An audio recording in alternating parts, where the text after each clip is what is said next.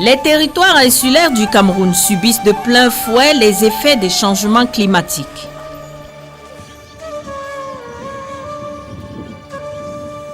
Je constate que nous sommes envahis par l'érosion. Parce qu'au moment où je naissais, l'eau était au niveau de l'embarcation que vous voyez là. Mais aujourd'hui, nous nous retrouvons dans l'envahissement. C'est là un changement, un grand changement, et nous sommes vraiment envahis par l'eau. Ça nous fait peur parce qu'on se dit que d'un moment à l'autre, l'île n'existera plus. Moi, je suis un pêcheur mousgon. J'étais arrivé à Manoko il y a de cela quelques 5 ans ou 6 ans déjà. Au moment où j'ai arrivé, l'eau était un peu loin. Et maintenant, on constate qu'il y a la dégradation du sol qui ne fait qu'avancer l'eau partout dans la ville. Cette montée des eaux nous inquiète chaque jour. On n'a pas seulement la possibilité de barrer l'eau, mais ça nous dérange chaque jour au moment où l'eau monte.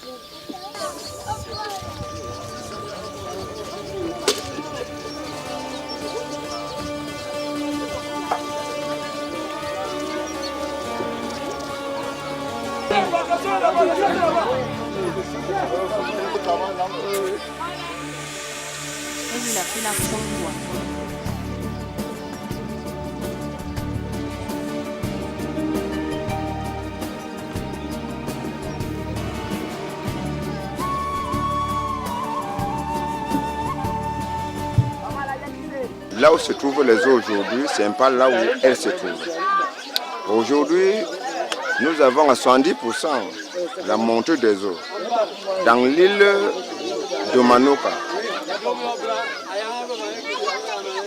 Ceci dit, là où nous avons reculé à plus de 200 mètres, et elle est si grande qu'elle ne fait qu'envahir.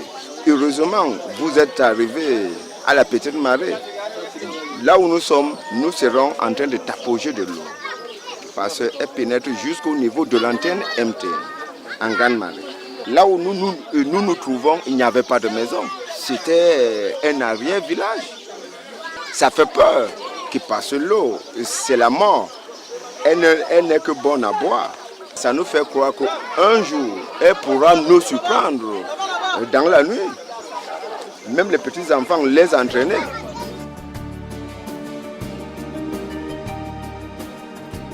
Tout cet endroit marécageux, c'est l'eau qui vient par le derrière. Et juste derrière vous, je pourrais vous montrer la trace des eaux, la marée qui est en train de descendre là où elle était. Voilà sa limite. Ceci veut dire, comme je vous disais tantôt, nous sommes confrontés par l'érosion marine terrible, parce que ça vient de deux côtés, ça vient du derrière, ça vient du devant. Ce qui rend cette portion très petite. Et au jour à venir, s'il n'y a pas d'intervention, toutes ces populations seront obligées de partir.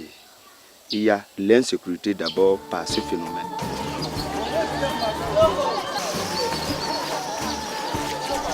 La montée des eaux s'accélère sur les côtes camerounaises. Les experts évaluent à environ 3 mm par an l'augmentation du niveau de la mer depuis le siècle dernier. Les facteurs liés à cette montée du niveau de la mer peuvent être de deux grandes catégories. Premièrement, le réchauffement climatique proprement dit. Le réchauffement climatique, pourquoi? Parce qu'avec les pollutions industrielles, les pollutions tout azimut, la température moyenne du globe a augmenté. La température moyenne qui devrait être de l'ordre de 15 degrés Celsius, aujourd'hui on se retrouve à près de 17 degrés. Ce qui fait que ce réchauffement climatique va entraîner la fonte des glaciers. Et les glaciers qui se retrouvent au niveau des montagnes, qui vont fondre, vont entraîner l'écoulement vers les mers, vers les océans, d'où l'augmentation du niveau de la mer. Deuxième élément, deuxième facteur, c'est la dilatation des eaux océaniques en elles-mêmes. Parce que la température s'est élevée, les eaux superficielles au niveau des océans, au niveau des mers se réchauffent. Et avec les travaux du GIEC que nous sommes en train de valider actuellement, montrent que les eaux se réchauffent déjà à une profondeur de 1000 mètres.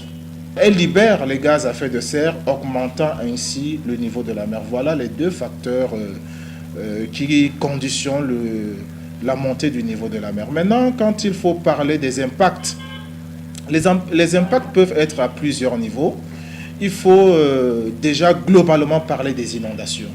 Inondations des zones côtières.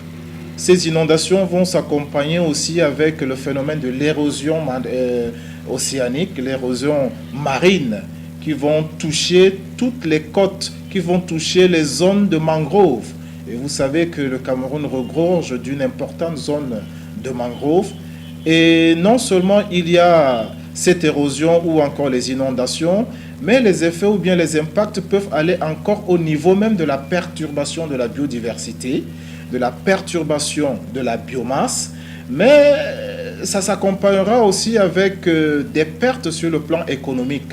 Quand nous parlons économie ici, nous voyons l'agriculture, nous voyons l'aquaculture, nous voyons le tourisme balnéaire, nous voyons des sports de loisirs et autres qui vont accompagner tous ces éléments-là. À cela, il faut ajouter aussi la perturbation des caractéristiques de l'eau et de la qualité de l'eau. On parle de la salinisation des eaux.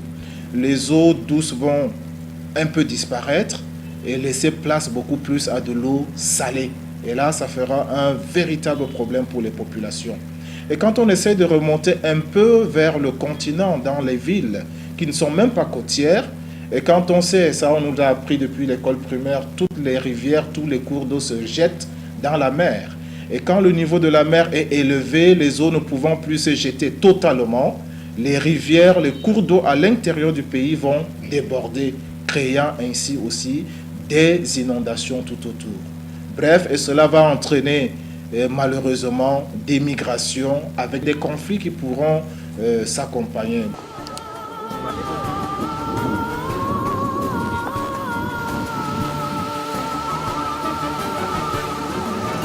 Localement, le fait que les mangroves soient suffisamment amoindris maintenant impacte sur l'état des îles et sur l'état des côtes camerounaises. Au niveau de la région du littoral, nous constatons effectivement que ce soit au niveau des îles Manoka en l'occurrence, que ce soit au niveau de la côte, la mangrove est abusivement exploitée. Et ce qui fait qu'elle ne peut plus jouer suffisamment son rôle de production et encore moins son rôle de protection des côtes. Les conclusions des scientifiques confirment le vécu des populations sur les 42 îles habitées que compte l'archipel de Manoka. Une population cosmopolite composée de nationaux et de migrants. Un état global de précarité caractérise leur environnement. L'habitat essentiellement sur pilotis témoigne de leur vulnérabilité face aux intempéries. Il y a un problème principal qu'on a ici, c'est le problème d'érosion. Il y a l'érosion, l'avancée de l'eau qui nous dérange depuis 2000, l'année 2000. Parce que là où on se trouve aujourd'hui, c'est un endroit, nos parents qui sont déjà partis, si on leur dit qu'on pouvait se retrouver ici, on ne croit pas. C'est l'avancée de l'eau, l'érosion là qui est le problème principal qu'on a ici. Il y a parfois la grande marée. Quand la grande marée vient comme ça vient avec les vagues. Et c'est comme ça que ça détruit les maisons. Si vous regardez bien, vous allez constater que toutes nos maisons sont les maisons portatives. Même mon palais que vous voyez, on porte ça. On vient de soulever même. On a les maisons portatives. C'est comme ça, c'est ces problèmes qu'on a ici.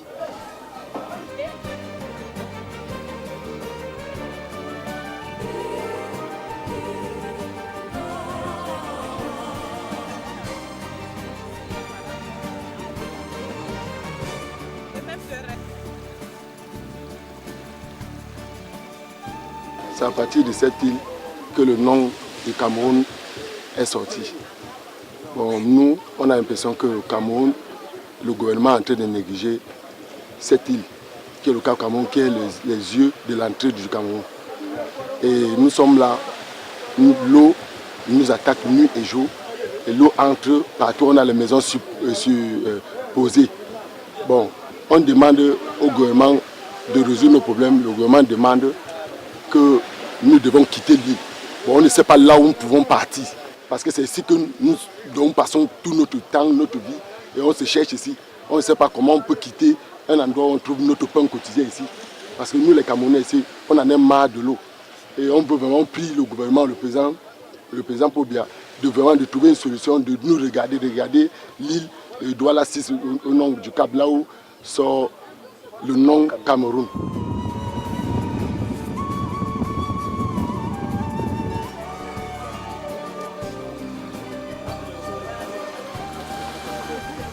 Nous sommes à Cap Cameroun, point de départ du nom que porte notre pays, Rio dos Camaroes. Aujourd'hui, menacé de disparition par la montée des eaux. Il y a lieu de faire quelque chose.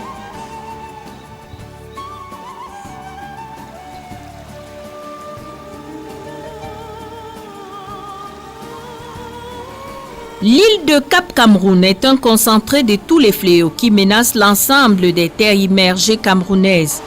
L'effet dévastateur des changements climatiques et la montée des eaux est palpable sur ce bout du territoire, patrimoine historique du Cameroun. Les effets dévastateurs s'observent sur la flore et la faune.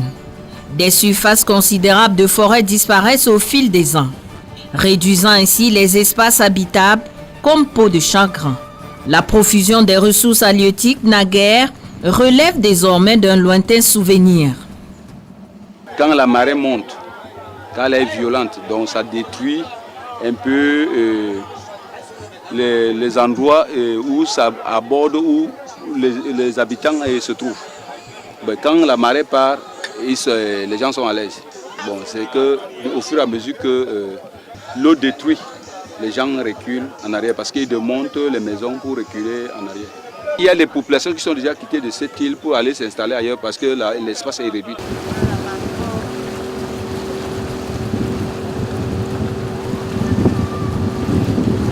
La montée des eaux, l'érosion des terres et la diminution des ressources propres aux îles de Manoka sont vécues avec stoïcisme par les populations. Elles devraient être informées et éduquées sur les enjeux écologiques qui sont liés à leur cadre de vie. Le conseil à donner, c'est d'être vigilant. D'être très vigilant parce que si nous entrons dans les détails de ces niveaux, de cette montée du niveau de la mer, ou alors des événements qui vont les accompagner, on peut avoir des marées diurnes, des marées nocturnes, on peut avoir des marées qui peuvent aller même au-delà de 12 jours. On peut même avoir des événements qui pourront durer 427 à 448 jours, selon les études menées par le GIEC, qui prouvent que dès qu'il y a une certaine montée du niveau de la mer, les gens peuvent être déjà en alerte. Parce qu'avec les mouvements des courants marins, ça pourrait aussi entraîner, en fonction des zones géographiques où on se trouve, des tsunamis, pourquoi pas, parce que tout cela est lié. Donc nous appelons toutes ces populations à être vigilantes. Quand il y a de tels événements, de rapidement informer les autorités.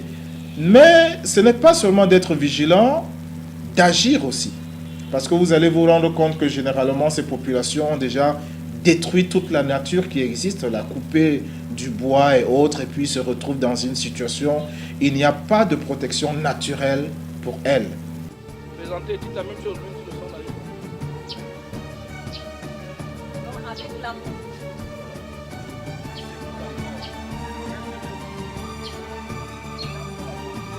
La dégradation progressive des écosystèmes augure d'une disparition à terme des îles de Manoka. Loin de capituler devant l'avancée destructive des eaux de la mer, les populations usent des moyens de bord pour résister. On a essayé par les billes de bois, mais la force de l'homme ne fait pas ce que nous pensons. À chaque moment, l'eau vient nous bousculer, il enlève. Raison pour laquelle nous faisons appel au haut niveau de nous venir en aide. Nous demandons les débarcadères, surtout qui fait plus le comble de notre souci. Les avantages d'un débarcadère est que cette eau ne pourra plus nous envahir. tel que vous voyez Youpé. Youpé aujourd'hui sera aussi comme nous. Mais dès qu'il y a eu les débarcadeurs de la base navale jusqu'à Youpé, ils n'ont plus ce problème.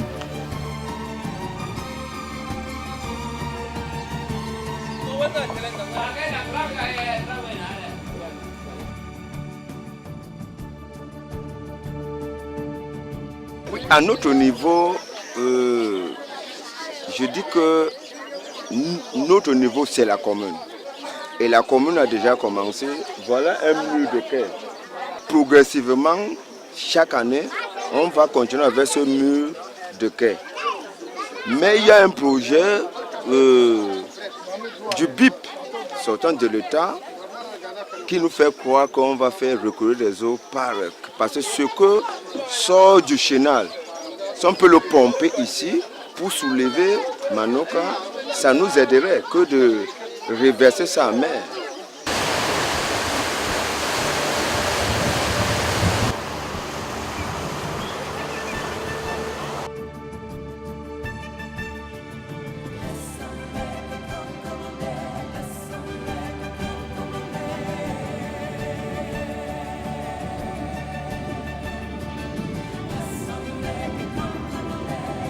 La terre est plate. Quand l'eau vient, ça passe. Ça passe, donc ça attaque des maisons et ça enterre des maisons. Nous sommes là, nous sommes dépassés. On ne sait pas comment faire. Et si on peut vraiment mettre un truc qui peut au moins c'est que l'eau en venant, l'eau frappe. J'ai été ailleurs, j'ai vu, là on a mis les pierres en bas comme ça jusqu'en bas. Et que quand l'eau vient, ça frappe et l'eau rentre. Vraiment, nous prions le gouvernement de regarder aussi notre problème du Cap Cameroun. Les îles camerounaises semblent être à l'abandon. Difficultés d'accès, absence de commodités de base, insuffisance des structures chargées de la protection et la préservation du patrimoine forestier et maritime. Pour autant, les territoires insulaires du Cameroun sont tout aussi pris en compte dans les politiques gouvernementales. Des programmes sectoriels leur sont également destinés, mais peinent à sortir des tiroirs.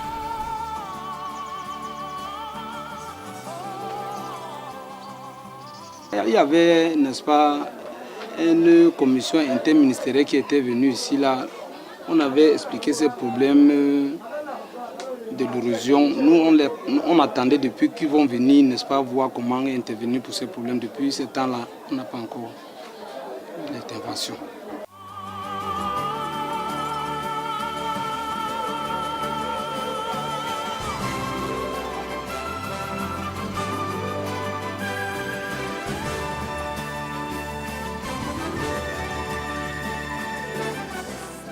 Ils vivent dans l'incertitude puisque d'autres trouvent autre campement pour aller s'exiler en attendant qu'on trouve un bon endroit où on va amasser et recaser tout le monde.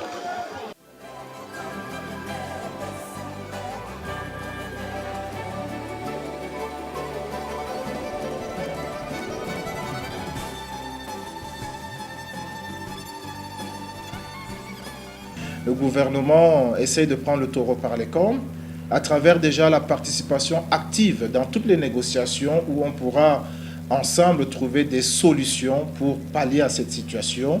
Et dans cet ordre d'idées, vous le savez, depuis 2009, le président de la République a créé l'ONAC, l'Observatoire national sur les changements climatiques, qui est un organe qui devrait, n'est-ce pas, veiller à trouver les causes, analyser les événements météorologiques, les événements climatiques et proposer des solutions à tous les secteurs, c'est-à-dire les ministères sectoriels, agriculture, transport, pour pouvoir trouver des solutions efficaces par rapport à cela. À côté de cela, nous avons la deuxième communication nationale sur les changements climatiques qui sera disponible d'ici le mois de juillet.